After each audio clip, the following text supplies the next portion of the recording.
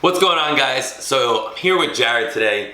We've been talking a lot about if it fits your macros versus bro dieting, especially with like a lot of my clients and everything like that, and what I've been preaching to them, and what I've been doing recently, and my new, I don't want to say new approach, but like definitely just thought about it a little bit more, read a little bit more research, and spoke to some people who are very informed about it and have results with their clients with it too. So what do you think? This has been a lifelong battle with Nick, pretty much. And I think science is starting to win here. For a while, I would always diet if it fits your macros because I'm a really science-based person in engineering, really focused on that whole aspect. Just science, science, science. The whole bro science is complete bullshit. If it fits your macros makes sense to me because one carbohydrate is 4 calories regardless if it's a low GI index carbohydrate or if it's a high GI index carbohydrate like pure sugar. That doesn't really change anything. It's just energy in is energy out. The amount of calories you take in, if it's less than the amount of calories you burn that day, you're gonna lose weight, and vice versa. Overall, yeah, I mean, simple. They're gonna have different responses initially. Obviously, if you have 4 grams of sugar, you're gonna get more of an insulin response, you're gonna feel hungrier sooner, but everything else aside from that, it's exactly, it's energy in, energy out, you know, it's the amount of calories. So what I've been doing is a hybrid where, you know, I'm allowing myself X amount of protein from these sources and carbs from these sources, but hey, if I wanna have a serving or 2 of Halo Top at night, I will, because it's still under the caloric deficit that I'm currently taking in. Yeah, exactly. So it makes dieting more sustainable, right? Because I have clients, and you can't ask them, can't ask lifestyle clients to, all right, you're gonna eat egg whites, oatmeal, broccoli, chicken. You can't ask them to do that. So that was another big point that we were making was there's a huge difference between a competitor and then a 35-year-old woman who's just looking to lose weight for the sake of looking better at the beach. A huge difference. Like, you don't want to ask them to just start dieting like that. It just doesn't make sense. They're going to be able to do it for 2 to 4 weeks until the party comes up, until the birthday comes up, and they're like, oh shit, what can I do? Introducing if it fits your macros, giving them protein, carbs, and fats to hit, and you say, okay, I just want you to get that in. Hit those numbers with whatever foods you want. And they kind of look at you like, wait. Yeah, they're weirded out. They're weirded out, like they're like, okay, so I'm gonna wake up and I have egg whites. I'm like, you can if you want, but if you wanna have Kodiak cakes that have protein in them, or if you wanna have the majority of your protein from different sources, you can. It makes them more aware of like what's in food. Because that's a big thing. I think the biggest learning curve for anybody who's dieting, it's mind-boggling because there's people who are 50 years old who don't know what's in food. They think quinoa is a high source of protein when realistically you have to get in 50 grams of carbs just to get in about 8 grams of protein. Starting if it fits your macros really young, I've always just jumped on MyFitnessPal, scanned in something, and then learned what has more protein, what has more carbs, and just the percentage of foods. And just having that base understanding enables you to be able to diet a lot simpler. So that's the really big learning curve for these people who have no idea what's in food, to finally understand, holy shit, this has a bunch of fat in it, I can't have that. Yeah, I can't have that. Or if they're total fat for the day, they can have that, but then they have to be aware what they have to have later on in the day, which is big too. We were talking about earlier, say I have 4,000 calories a day to hit, say Jared has 2,000 calories a day to hit.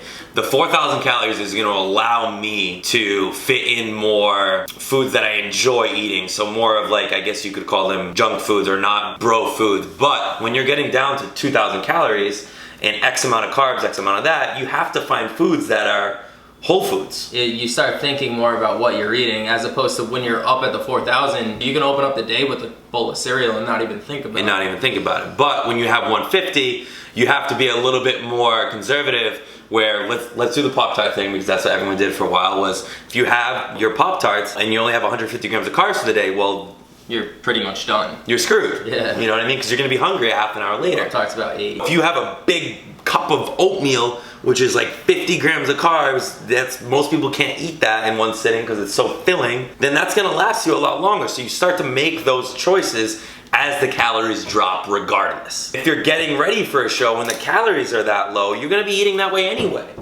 Yeah, exactly. You know, so if you start from an if it fits your macro standpoint, you're eventually gonna have to go 90% more so bro foods. And then especially for that right before 2-3 weeks before, yeah, you want to cut out all the other little bullshit just to ensure your body is running off of me, because your look can change from day to day based on 2-3 weeks out from a show. But it's a lot different than your lifestyle clients. Going off of what Nick said, how it really works out is the higher your calories, the easier it is to do an if it fits your macros, where 50% of your food can be from non-bro foods. However, as your calories drop and as your macronutrient ratio changes, by that I mean protein, fat, carbs. So as you get to a 40% of your calories are protein or higher, that's gonna change everything, because you can't really, if it fits your macros, your way into 50% of your calories from protein that way, because the majority of those junk non-bro foods are just fat and carbs. So that really restricts the amount that you can be eating with those. Yep, so you're gonna be forced to go to egg whites, protein powders, lean chicken, 99 1-gram turkey,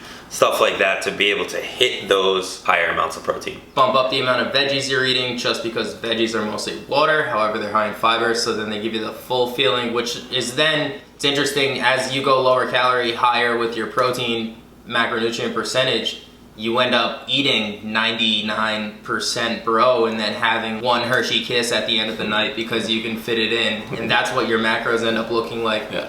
When you're dieting down below the 2,000 calories. Or for women, when you're down around 1,000, there's really no way to eat out or any of that kind of room. So I think overall, it's about sustainability, right? We want to be able to diet or lifestyle. For the lifestyle clients. For the lifestyle clients for a long period of time, because we don't want these yo-yo trends of eating really clean and then binging, and then it just creates a bad relationship with food sometimes. I had a friend of mine's client the other day. She was dieting and she kept on cheating on like fruit. And she's like, once I have one little bite, she's like, I feel like I just screwed it all up. And that's it. And then she just goes off.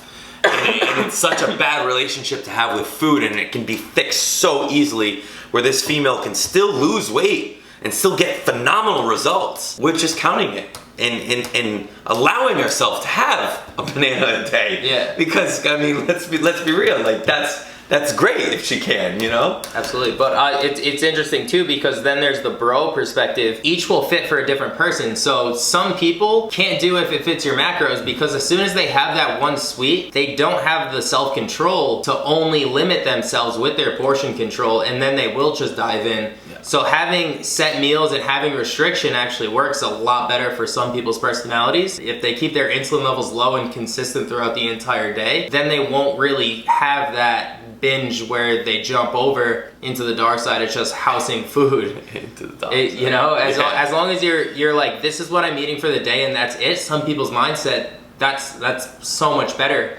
Having that person wake up and be like, shit, let me figure out what I can cheat, and then that might send them over the edge. I mean, it truly is an addiction. It's almost, it is almost like sugar is a drug, because it releases that dopamine. So as soon as some people get that little bit of sugar, it does actually send them over an edge. So that's where bro diet is completely better for a lifestyle person. Yeah, I agree. Completely agree. So guys, depending on which diet you want to choose, just make sure it's right for you, again, because we're looking for long term on this too. So we want to be able to sustain this long term. And then if you're getting ready for a show, just know that once you get those calories low, it's going to be, regardless of what you're doing, it's going to be difficult. So you're going bro. You're going bro. Once you're dialed in, you're going bro. We'll check you guys later. Thanks for watching. Please comment, like, and subscribe. If you guys have any any ideas on anything else we should film, or anything that you guys want to see, leave them down below. We'll definitely get to it. So we're doing about 4 videos a week right now, so we definitely have some extra ideas and time to film some. So thanks guys, and I appreciate it. Later.